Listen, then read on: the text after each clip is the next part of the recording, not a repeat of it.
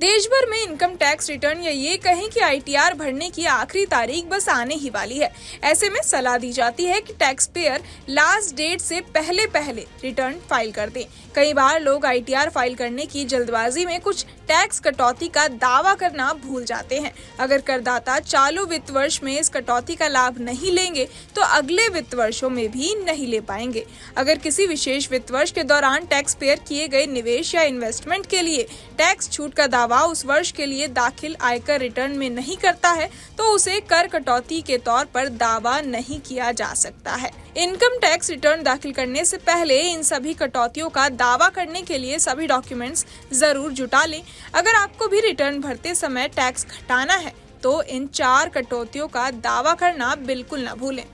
पहला है पीपीएफ। अगर आपने पीपीएफ यानी public provident fund, tax saving FD आदि जैसे कुछ इन्वेस्टमेंट ऑप्शंस में निवेश किया है तो धारा 80C के तहत आप एक वित्त वर्ष में 1.5 लाख रुपए तक की टैक्स कटौती का दावा कर सकते हैं। पीपीएफ अकाउंट 15 साल के लॉक इन पीरियड के साथ आता है। दूसरा है ELSS म्यूचुअल फंड।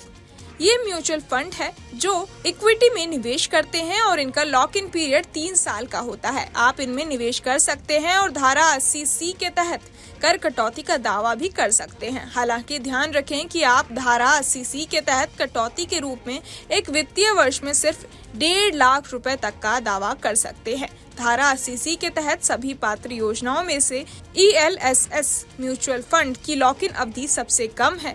आप इनमें निवेश के लिए कर कटौती का दावा तो कर सकते हैं, लेकिन इन्हें भुनाने से होने वाले लाभ पर टैक्स देना होगा। तीसरा है EPF। कई लोग EPF यानी कर्मचारी भविष्य निधि योजना के अंतर्गत आते हैं।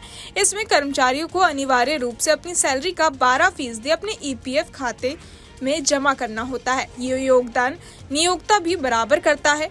हालांकि आप सिर्फ अपने योगदान पर धारा 80C के तहत कर कटौती का दावा करने के पात्र हैं।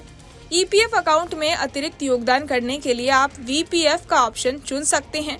EPF और VPF में टोटल योगदान किसी भी वित्तीय वर्ष में बेसिक सैलरी से ज्यादा नहीं हो सकता। चौथा और आखिरी है हेल्थ इंश्योरेंस प्रीमियम। अगर आप 60 साल से कम उम्र वाले हैं तो आपको धारा 80D के तहत स्वास्थ्य बीमा प्रीमियम का भुगतान करने के लिए 25,000 रुपए तक की कटौती का दावा कर सकते हैं। अगर माता पिता 60 साल या उससे ज्यादा उम्र के हैं तो कटौती राशि 50,000 रुपए तक हो सकती है। बहरहाल इस पूरी खबर को सुनकर आप क्या कुछ सोचते हैं हमें कमेंट बॉक्स में जरूर बताएं और बाकी तमाम खबरों के लिए सब्सक्राइब करें न्यूज नेशन। न्यूज नेशन अब व्हाट्सएप पर खबरों की ताजा अपडेट के लिए न्यूज नेशन के इस QR कोड को स्कैन करें।